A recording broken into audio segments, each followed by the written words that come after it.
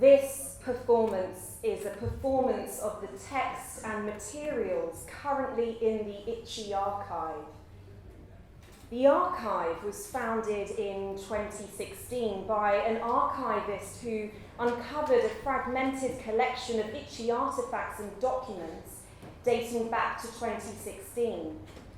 The Itchy archive houses the eclectic collection, some of which has been painstakingly restored and photographically documented.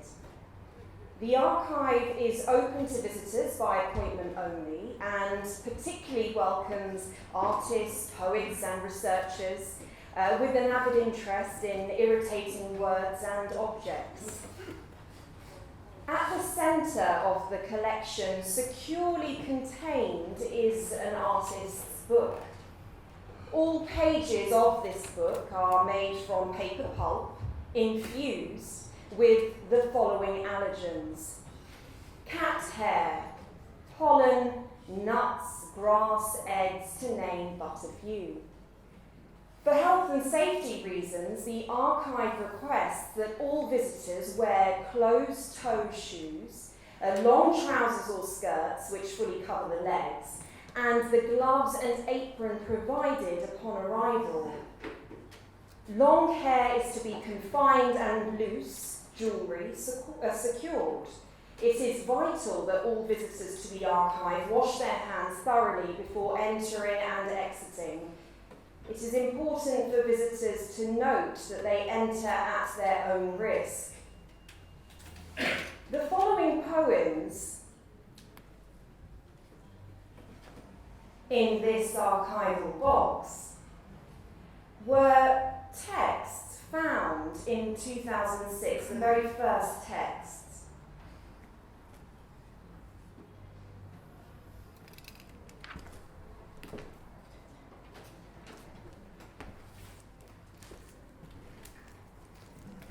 The apron.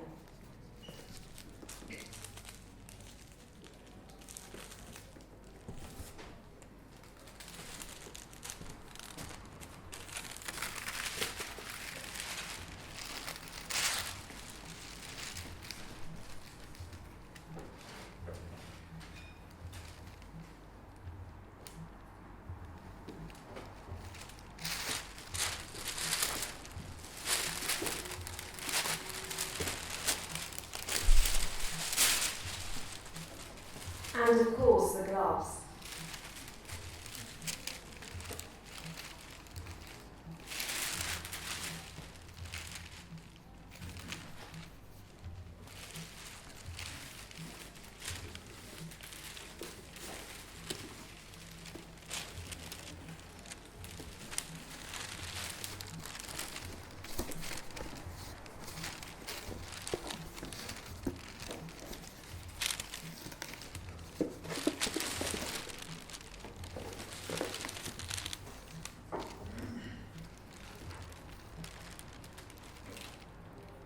Planting chrysanthemums. The leftovers on this plate are the most perfect pollen grains. They are served every year from May to June at this cafe which floats on a floating island in the middle of Nimishillen Creek. Tourists have recently arrived from Wellington County, voyaging all this way, 13,000 kilometres, 19 hours, to ingest the most perfect pollen grain. Leftovers. The leftover tourists bob up and down like tiny particles in a monoecious sea breeze. They sneeze. Overexposed with butterflies in their stomachs, they hope for plum trees. But the patterns of this land do not yield hope.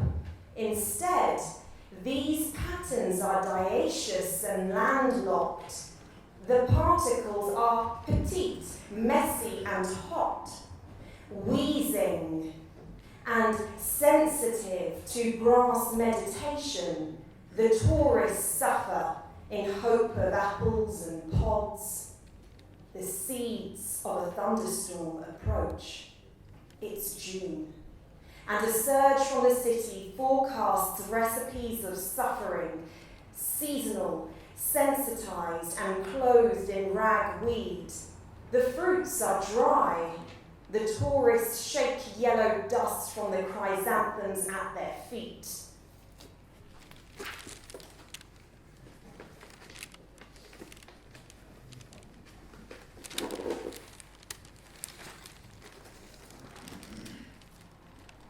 Cattery on the green. Fur clings to a chandelier in this irksome house, a house of coarse guard hair insulating incoherence, a spiral staircase of flesh-piercing spikes attracting dirt, gossip, from these historical walls. And the hair leaks from the roof nihilistically in anger and self-pity. Domestic daylight is blocked. There is a coat. There's a coat on the back of a chair at the foot of the stairs, waiting underneath the sprouting chandelier. The coat is plush and thick and oozes a peculiar light of wallowing fears. Outside, an irrational, destructive storm broods, and inside, a fire is sparked. Stupendously grand, the roof, that roof there, which leaks historically, and now long hairs and short hairs glisten on a devastatingly occasional rug.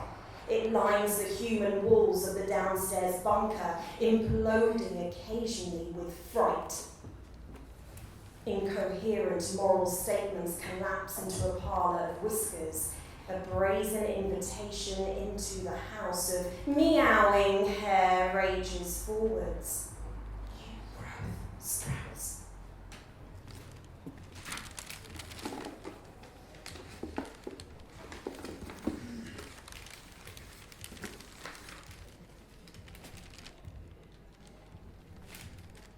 Peanut butter. The denizens of this town are smeared in peanut butter as they shut down cities and preempt broken hearts. A bloody mess of fake blood and stiff upper lips, smeared. A young home-grown jurisdiction is reaching its longer arms, moving sideways towards corporeal metaphors, feeling it in the spleen replaced by kernels of fire. The fire, the palpable zeal, the zeal, this zeal, is marching in desperation. Or maybe that's despair itching away at the heart. Flick. Burn. This catalyst extinction, salty, like this itchy heel which knee-jerk reacts in an automatic city of cracked bamboo, energized by the spread of reflexes. Moving sideways helps. The itch marching up the leg. Crunchy yet wilting artificial syrup contaminates the smooth cylinders of love. The summer of blanching is now. Sweetened emulsifiers crack against the yellow bloom of the sun. A toothbrush melts, and this is the emergency, despair.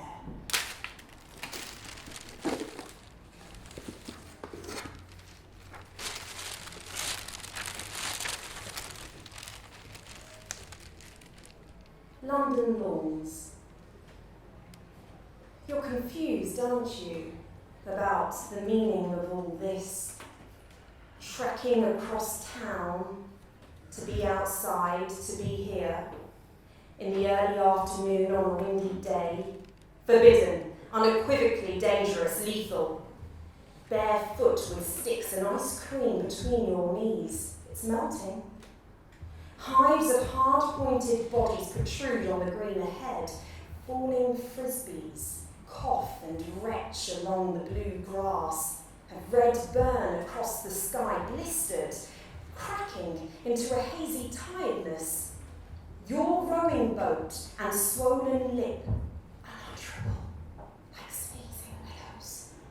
Forbidden, unequivocally dangerous, lethal, immune to picnics on Bahia, fescue, zoysia, Bermuda, ryegrass, centipede, you bleed. blood-red eyes watch the white beams, crying and inhaling cedar. You're crying. Lung scratch, your feet in the long grass blooms, celery. Lethargic on the lawn, clouds itch above you. You watch, you dream of almonds, apricots. You think of all the cherries, you do. You think of all the cherries and the rashes on their skin welts. Apples.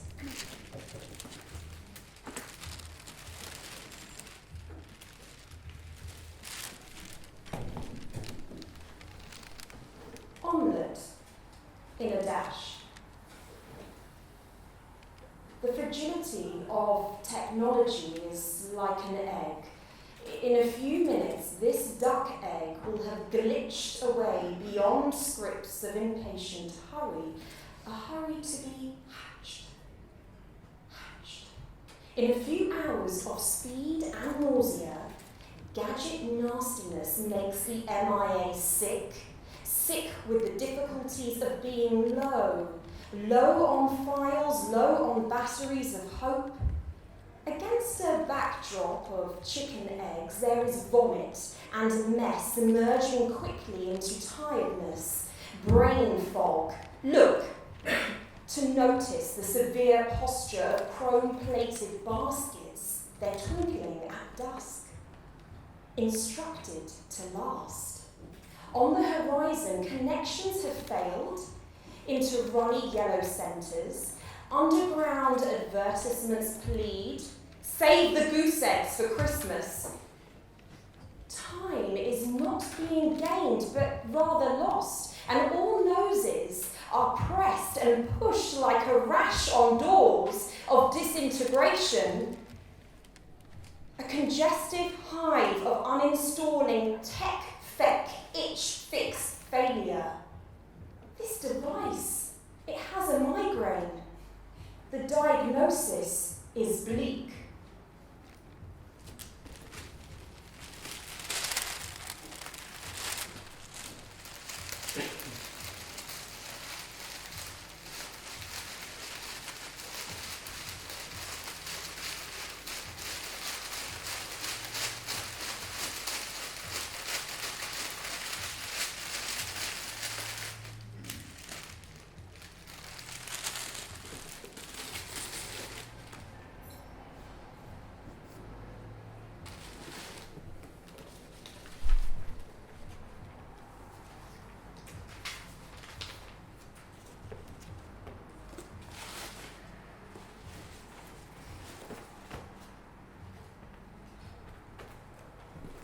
Thank you.